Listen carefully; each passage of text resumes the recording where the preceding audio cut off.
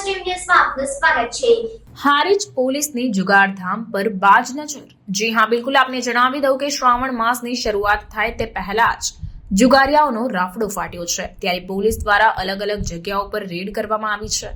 હારીજ તાલુકાના કુંભાણા અને બુડા ગામેથી રેડ કરી કુલ 12 શકુનીઓ સામે ગુનો નોંધાયો છે। કુંભાણા ગામે રેડ કરી રોકડ રકમ 15,250 સાથે 4 શકુનીઓની ધરપકડ પણ કરી લેવામાં આવી છે। તો બુડા ગામેથી રોકડ રકમ 27,130 સાથે કુલ 8 શકુનીઓને પકડી પાડવામાં આવ્યા। શ્રાવણ માસની શરૂઆત થાય તે પહેલા જ હારીજ પોલીસ દ્વારા રોકડ રકમ 42,300 સાથે કુલ 12 શકુનીઓને પકડી પાડી કાયદેસરની કાર્યવાહી કરવામાં આવી છે। આ કામગીરી દરમિયાન રાજુભાઈ જયકિશનભાઈ ચૌધરી, ભરતભાઈ ધનરાજભાઈ ચૌધરી, રવિ ઉર્ફે સની, માનસીભાઈ ચૌધરી, રમેશ દેવાભાઈ ચૌધરી આ તમામ આરોપીઓની ધરપકડ કરાઈ છે। સાથે જ તેઓની વિરુદ્ધમાં કાયદેસરની કાર્યવાહી કરવામાં આવી છે।